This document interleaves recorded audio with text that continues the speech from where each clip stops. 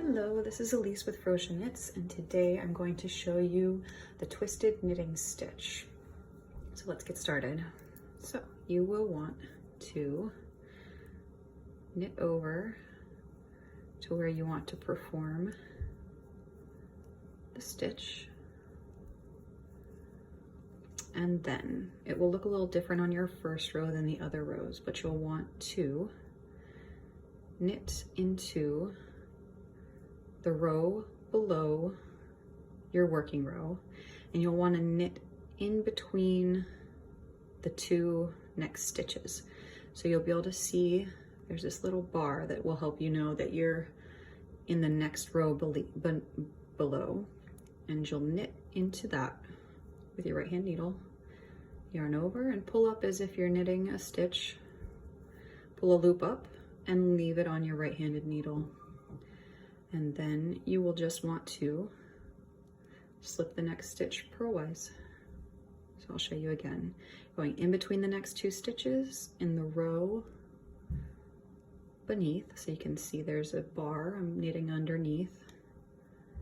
Yarn over, pull a loop up, leave it on your right-handed needle, and then slip the next stitch purlwise. So this is just to show you what it'll look like once you've knit a row in the twisted knitting stitch. So you can already begin to see the twisting, and it'll be easier for you to see the gap and that bar that you need to knit under to go in and pull up a loop. So you'll knit into in between those next two stitches in the row beneath, pull up a loop, leave it on your right-handed needle, and slip the next stitch purlwise. All right, so once you've knit all the way across your row and you turn your work to the back side, the wrong side, you'll want to work over until you get to the first stitch that was a twisted knitting stitch.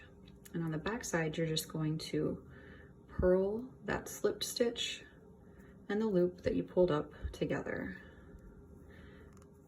And you'll do that across. You'll see the loop and the slipped stitch, and you'll just purl those two together. And you'll do that for all of the twisted knitting stitches you created on the right side of your work. And that's it. And this is what the finished stitch pattern looks like.